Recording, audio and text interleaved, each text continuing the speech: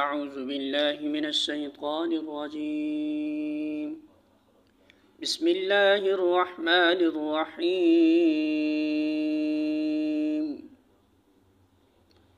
یا ایہا الذین آمنوا لا تتخذوا بطانة من دونکم لا یألونکم خبالا وَدُّوا مَا عَنِتُّمْ قَدْ بَدَتِ الْبَغْضَاءُ مِنْ أَفْوَاهِهِمْ وَمَا تُخْفِي صُدُورُهُمْ أَكْبَرُ قَدْ بَيَّنَّا لَكُمُ الْآيَاتِ إِن كُنتُمْ تَعْقِلُونَ۔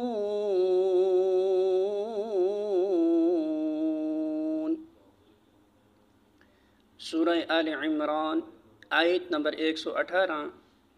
ترجمہ: اے لوگو جو ایمان لائے ہو، اپنی جماعت کے لوگوں کے سوا دوسروں کو اپنا رازدار نہ بناؤ۔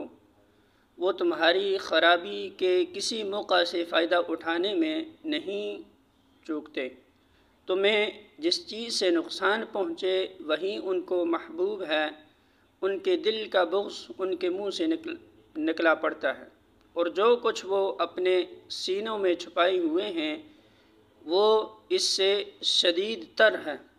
ہم نے تمہیں صاف صاف ہدایات دے دی ہیں، اگر تم عقل رکھتے ہو تو ان سے تعلق رکھنے میں احتیاط برتو گے۔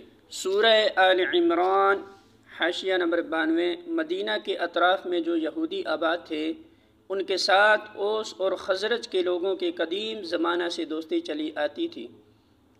انفرادی طور پر ان قبیلوں کے افراد ان کے افراد سے دوستانہ تعلقات رکھتے تھے، اور قبائلی حیثیت سے بھی وہ ایک دوسرے کے ہمسایہ اور حلیف تھے۔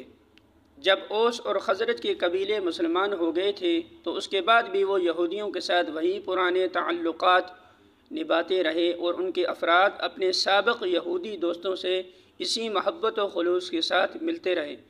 لیکن یہودیوں کو نبی عربی صلی اللہ علیہ وسلم اور آپ کے مشن سے جو عداوت ہو گئی تھی، اس کی بنا پر وہ کسی ایسے شخص سے مخلصانہ محبت رکھنے کے لیے تیار نہ تھے جو اس نئی تحریک میں شامل ہو گیا ہو۔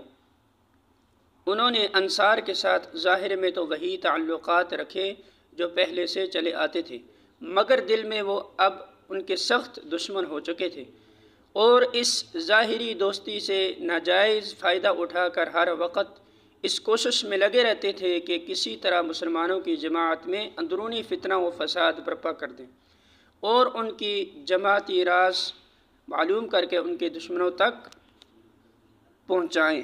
اللہ تعالی یہاں ان کی اسی منافقانہ روش سے مسلمانوں کو محتاط رہنے کی ہدایت فرما رہے ہیں۔